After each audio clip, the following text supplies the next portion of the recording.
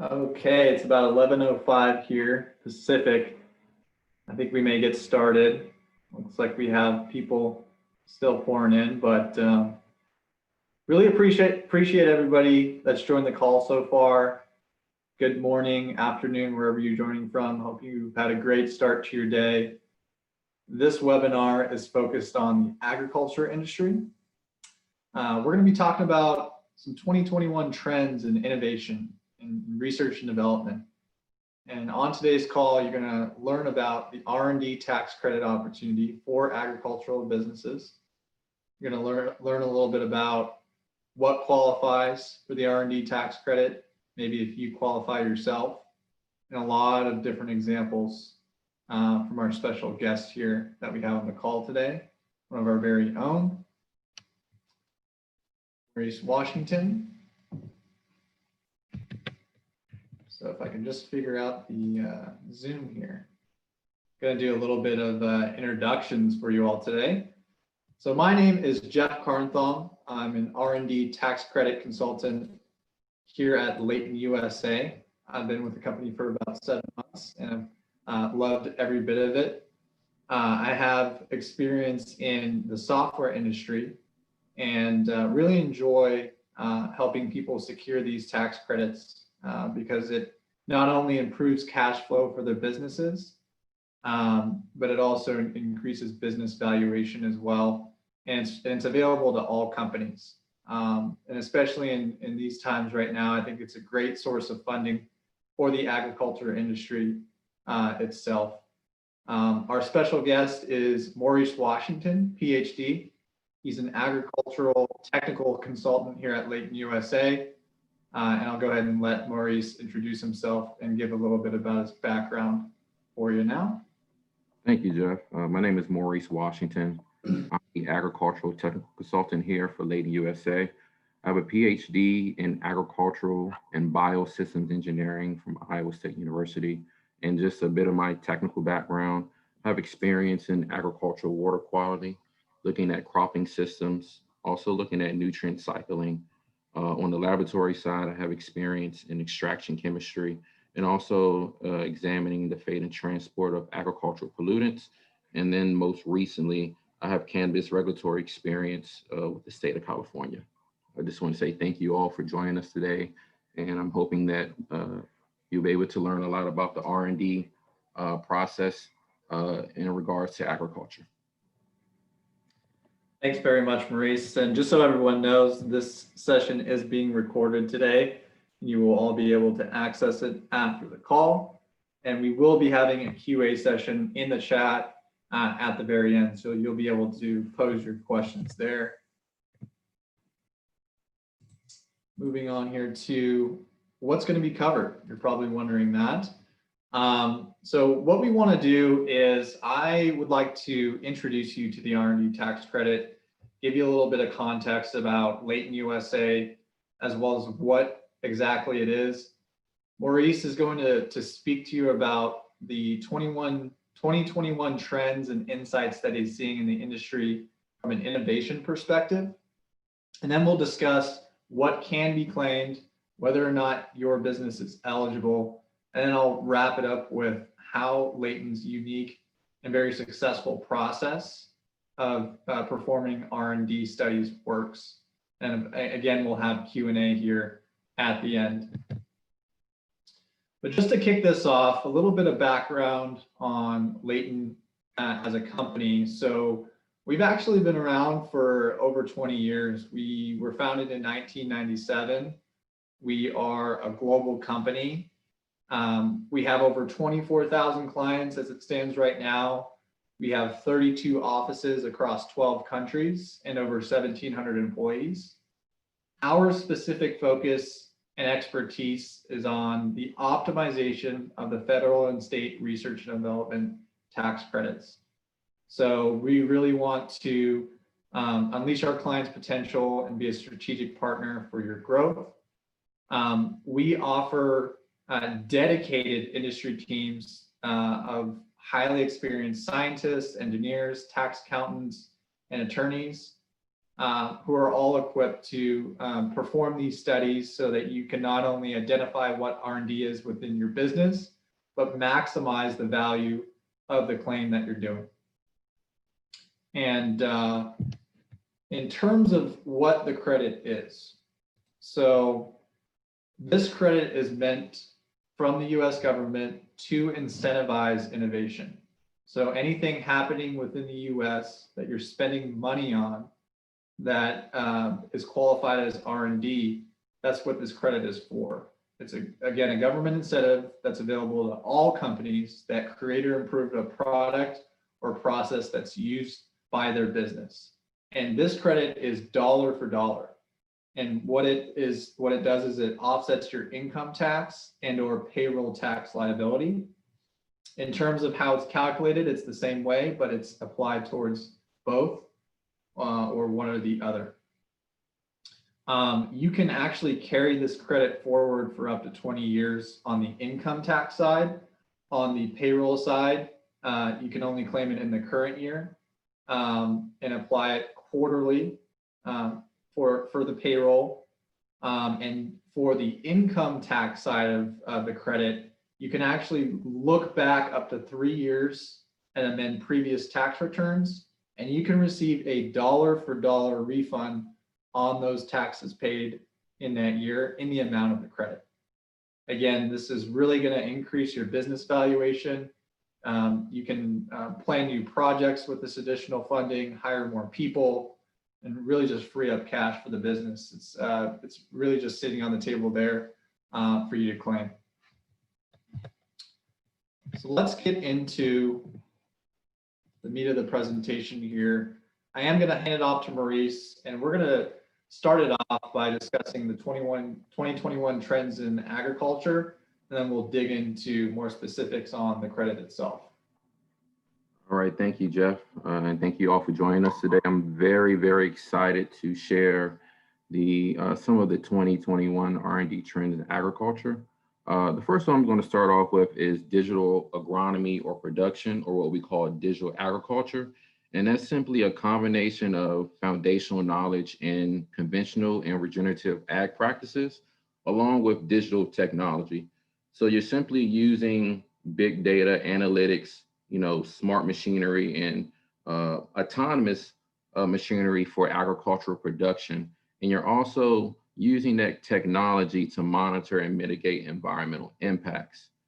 So simply, again, you're using the digital technologies and analytics to optimize food system production, also to increase productivity and profitability, which is very important, and also helping to reduce those environmental impacts.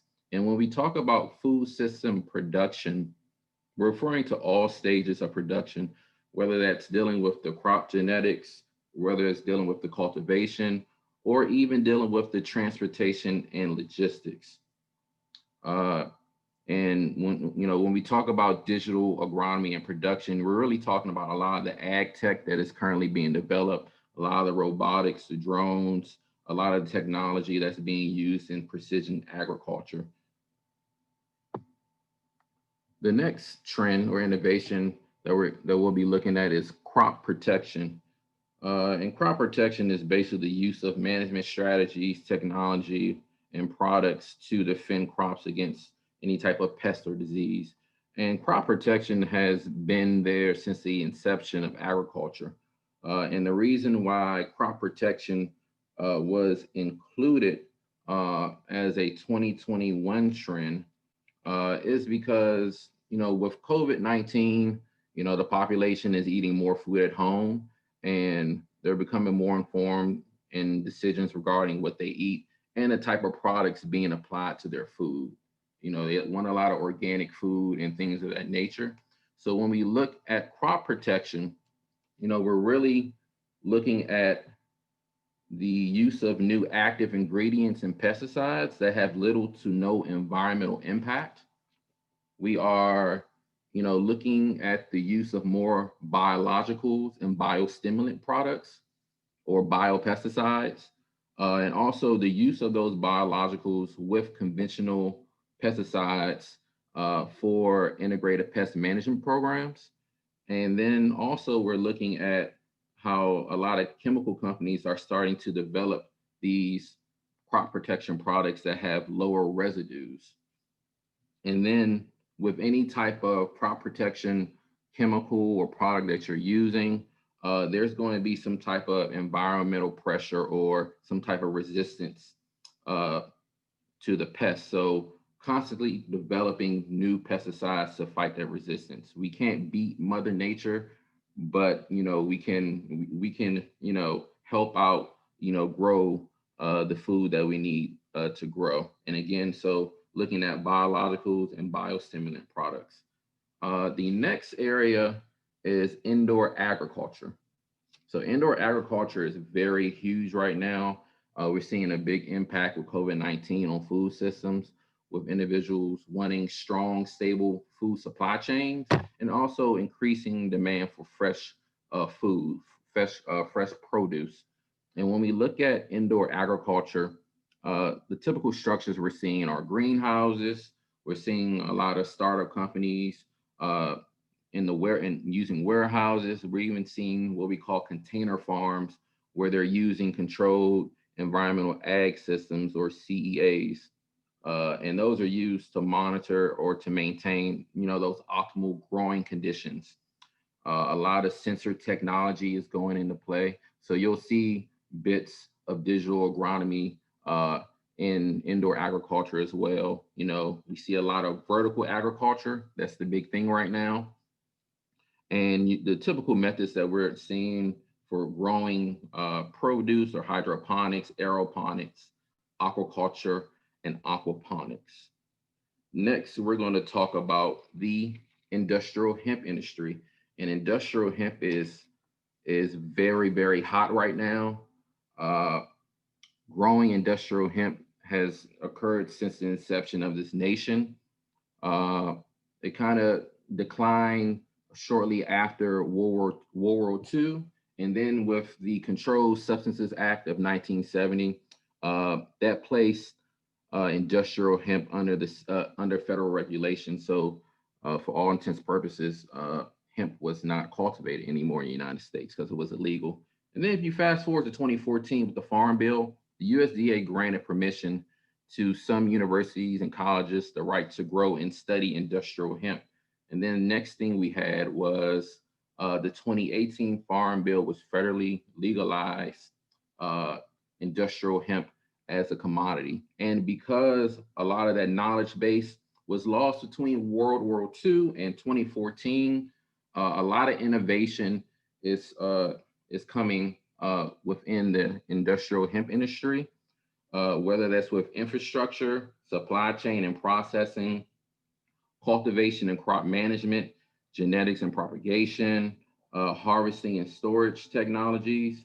And, a lot of the innovation is dependent on the end product of what you want from the industrial hemp, whether you're looking uh, at the bast or the herd from the stalk, and you're looking at more textile products with fabrics, canvas materials, fiberboard, or even building materials such as hempcrete, or if you're looking at food or hemp oil, or if you're looking at solvents, biofuels, uh, or if you're looking more for extraction of different cannabinoids and things like that. The industrial hemp industry is really taking off, and especially with reestablishing that infrastructure when it comes to industrial hemp. The next area we'll go to is genetic technology in agriculture. And there's a lot of genetic work currently occurring in agriculture. When we look at diagnostic testing, so like the use of machine learning, testing of soil DNA, targeting specific inputs, like to impact crop health and crop yields, looking at different selective breeding and computational strategies, genome editing, genetically modified organisms, looking at different genetic seed technologies, and looking at synthetic biology. So these are just a few of the R&D trends that we're currently seeing in agriculture in 2021. Agriculture is so diverse and wide that you'll see a lot of overlap in some of these areas, but again, we couldn't touch every trend, but these are some of the main trends that we are seeing in 2021 in regards to agriculture.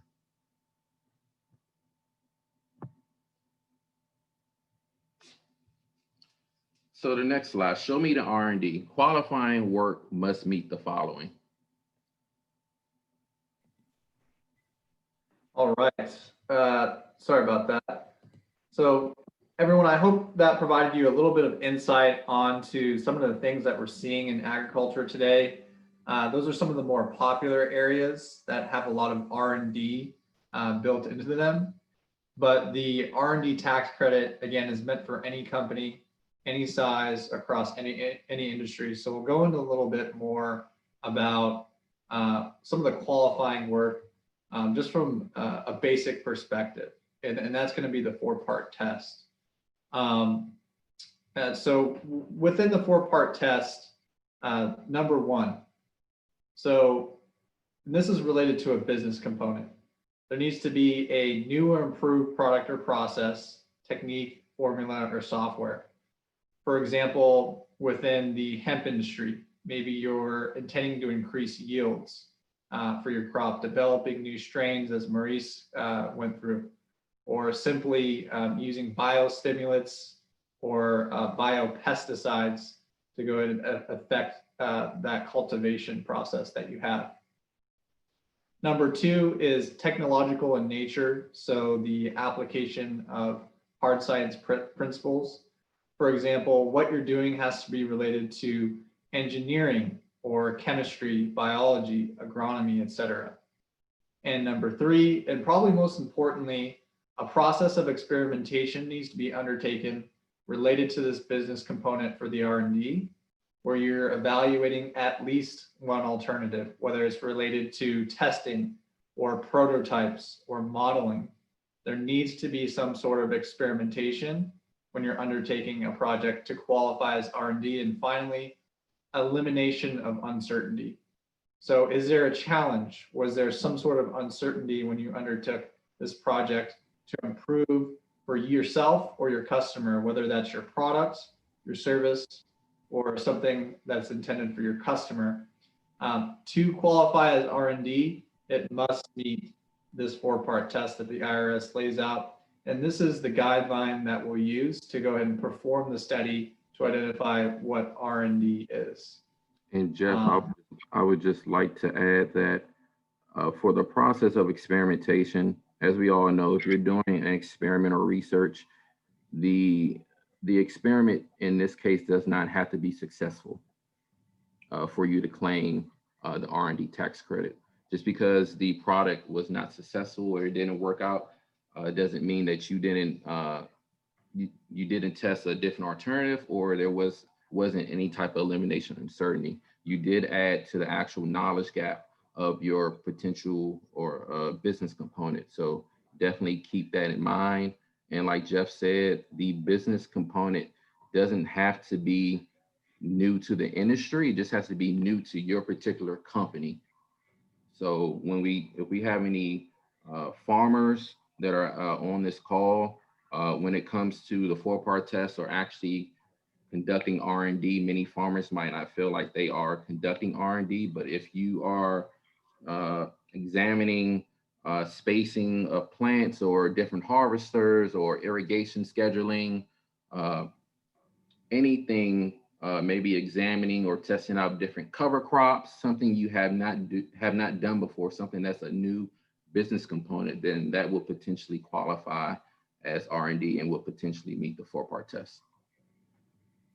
Absolutely. Thanks, Maurice. And I think here on the next slide, we're going to go into some potential activities to provide a little bit more color on this. I'll go ahead and hand it off to you. Okay? All right, thank you. So some of the potential R&D activities that we're currently seeing in agriculture, on the animal science side or livestock production, so development, evaluation, or implementation of new breeding techniques, disease control, and odor control. That's just a few examples right there.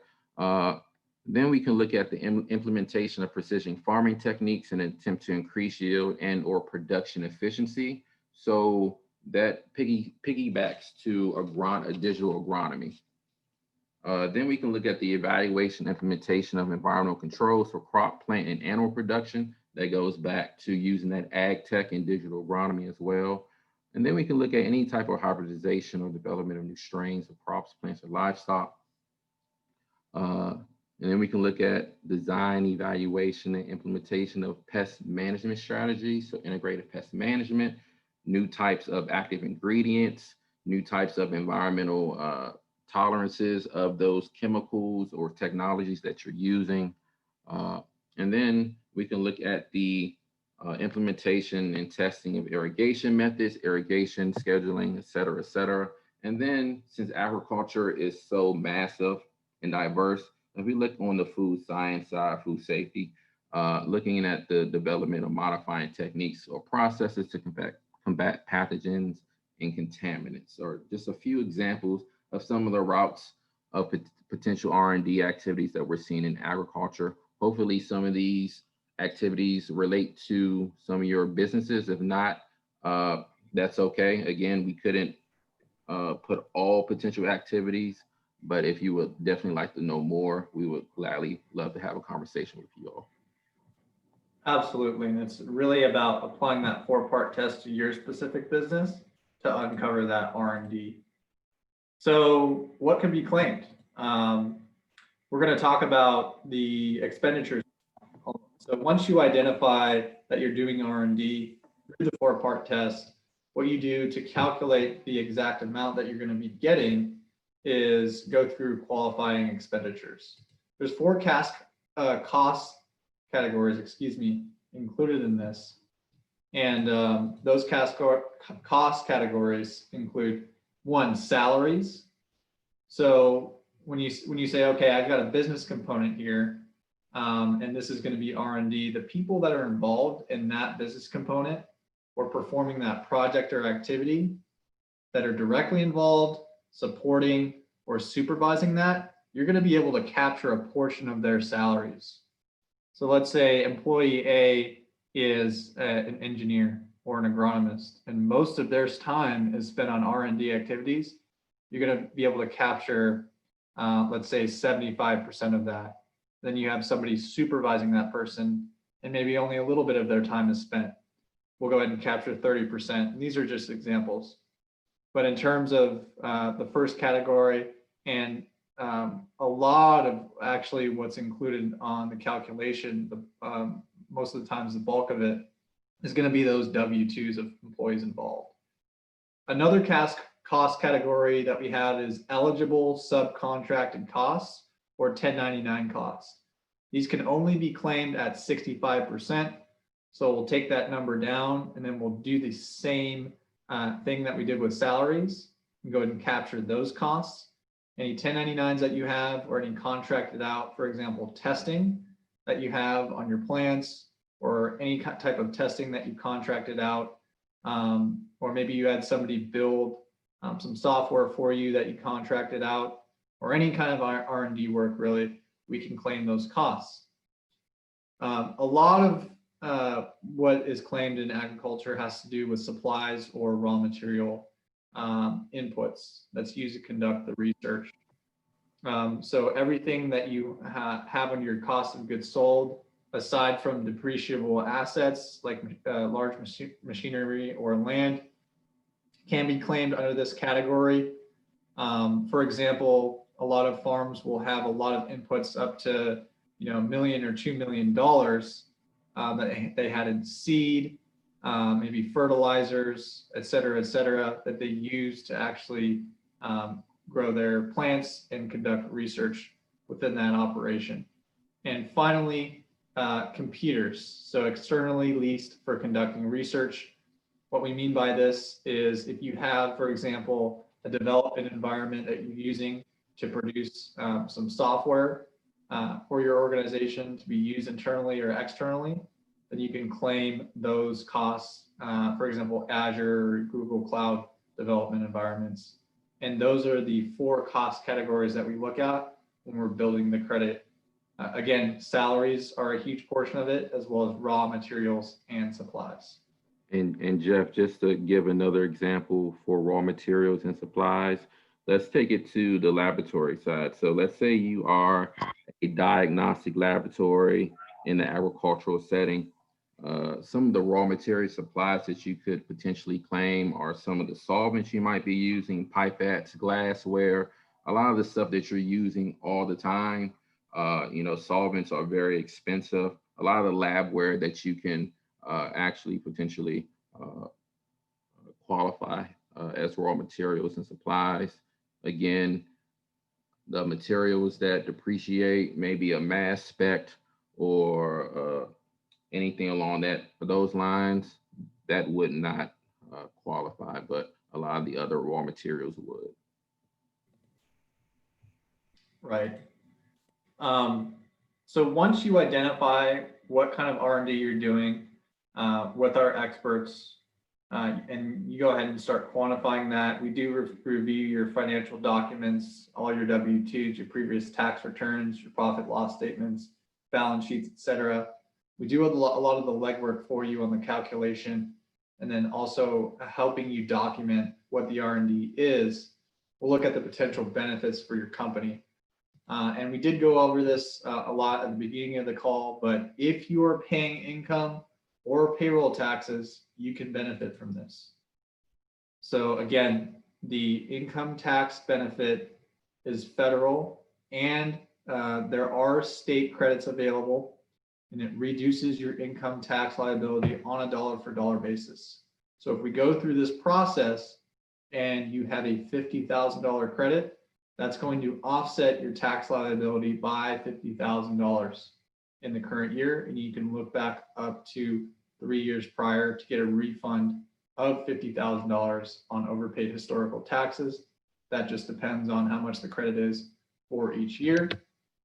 The payroll tax benefit is calculated in the exact same way, but there are a few qualifications that you need to meet as a small business to qualify for it.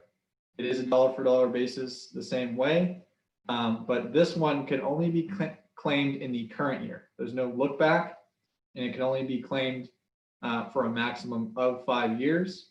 You cannot have revenue more than $5 million for the current tax year, or any revenues in the preceding 5-year period that exceed more than 5 million. And there is a $250,000 limit annually for this. This payroll credit is meant for startups and small businesses, as you can see here. So how do we do all this? I wanted to provide a little bit more color on our process, finding out what R&D you're doing within the business, helping you calculate that. The way we do this is a very tried and true, unique process that's worked for thousands of clients across the globe. We provide the tax experts as well as technical experts to do this. And what we'll do is we'll go through an initial assessment. We'll have a high-level conversation to talk about your company's eligibility and establish an optimal claim timeline. So we'll basically send you a letter of engagement that includes a mutual NDA. It spells out our pricing and makes sure we have everything in line. We'll collect your financial documents, start analyzing those, doing that legwork in the beginning, and then we'll have that assessment to establish, okay, what's going to go on in the study? What do we need from each other? How are we going to get this done so we can get you that credit on time and get you that benefit as fast as possible? We'll go through an engagement. You'll work with our consultants to document the R&D tax credit over email or phone, and you'll work with our tax and technical teams to build the claim. You'll be receiving typically a 30 to 50 page document report, a technical narrative on cost collection completed via payroll info, those subcontracted costs, material costs, et cetera, that we will hand you at the end of this study, alongside the tax documents prepared for you that you may copy over with your CPA or yourself, and then you're ready to file and go ahead and offset that payroll or income tax liability. Again, we are not a CPA firm. We have CPAs on staff, but we work with your CPAs or yourself to go ahead and complete this, with whether it's document collection, talking about the expenses, doing planning for future R&D studies, et cetera. We are a partner specifically with specialization in the R&D tax credit.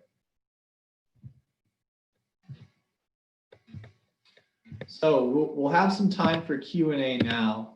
So if anybody has any questions, you can go ahead and ask them in the chat, and Maurice and I will be available here to answer any and all questions that you guys have.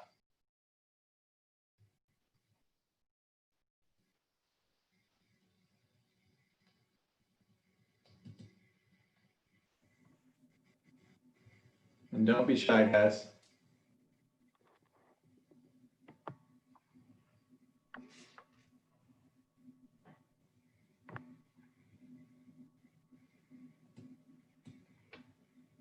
Hey, Jeff, I have a question to kick things off.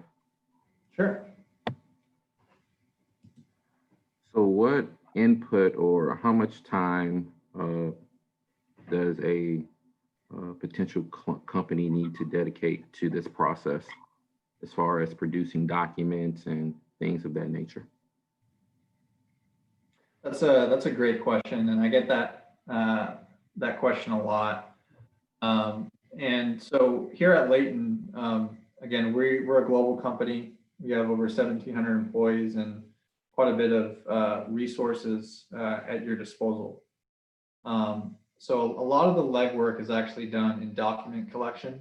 So there's some time that's needed to gather that at the beginning, but we're available to balance, your timeline, and we'll balance our schedules to that. We can have this study kind of spread out across a few months, or we can get you to your deadline if you have one very quickly. But it's really up to you. Again, if you have a deadline, we will need time dedicated towards this, so we can work toward it together, but we can work on your schedule. Looks like we have one question from Andy. And the question is, now that the final rules for hemp are being rolled out, what opportunities for R&D tax credits are available to those working on intellectual property in the hemp space? I'm interested in two specific areas: hemp breeding to develop new seed stock genetics, and truck-based mobile extraction of cannabinoids from hemp. So I can actually answer this. The opportunities are wide open in regards to qualified R&D examples. Hemp breeding is one of those, doing the genetic work for new strains of hemp varieties for seed. And then also, as I mentioned before, a lot of the infrastructure for the industrial hemp industry is not there, and that includes extraction technologies. So if you're able to develop an extraction technology that's new to your company and it meets the 4-part test, then that would potentially qualify. So there is a lot of space for growth in the hemp industry in regards to those two specific areas that you mentioned.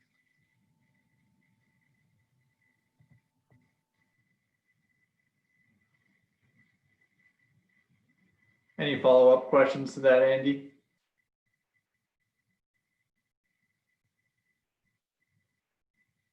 All right, does anybody else have any questions here? Let's see, looks like we have, okay, no problem, Andy. If there are any other questions, please do ask them here. We will be staying on for a little while, so we'll be here to answer them for you. And I really hope this overview provided you an idea of what you could possibly look for in your businesses as you go back and take a look at your operations. You'd be really surprised at what qualifies. And again, our job is to help you realize that and pull out that R&D and find something that you may not have known was there before. So that's what we're really here for. And if you have a specific question related to your particular company, please feel free to reach out to Jeff and I via email, and we would be glad to schedule a conversation to talk for a little bit more about the R&D tax credit and how beneficial it is to the ag industry. Absolutely. Are there any other frequently asked questions that we might have, Maurice, that are top of mind for you? I'm trying to think. Most of the questions are related to the time the client has to actually. Well, Maurice, with that being said, you know, we are heading into tax season, so a lot of individuals, depending on their tax position, will be filing coming up here in March or April. With that being said, typically it takes about 4 to 6 weeks to do a very successful and maximized study. So now is a great time to get engaged with somebody like Leyton, just to have an initial assessment and really take a look at, okay, what do we think we can get for you in terms of a credit, and identify what kind of R&D is within your business. All that would take is a quick call with myself or one of my colleagues, and then you know, getting an initial assessment thereafter to really easily figure out if this is you know, good for your guys' business. Again, it's available to any companies, and something to add to that is our fee structure is very beneficial. And that's something I didn't mention on the call, is that we have a success-based fee here at Leyton. So our fee is due after we deliver the technical document, and it's typically 30 to 60 days after that is due, depending on your contract structure. So we're essentially going to be assessing a fee on a portion of your savings. So we aim to have essentially nothing coming out of pocket for you guys. And I would say another benefit of Leyton is our two-pronged approach. You know, how we have financial experts, and then we also have the technical experts that are in the specific area that you are working in. So when it comes time to do that technical report, I would be the one working on the majority of the agricultural technical report, so I can actually speak to the field of agriculture and specifically to the project that you're working on, to make sure your claim is substantiated correctly. Absolutely. You get to work with somebody like Maurice, and we have technical consultants in many other fields here that have experience working in your specific industry. But if there are no other questions, everyone, we really appreciate you joining.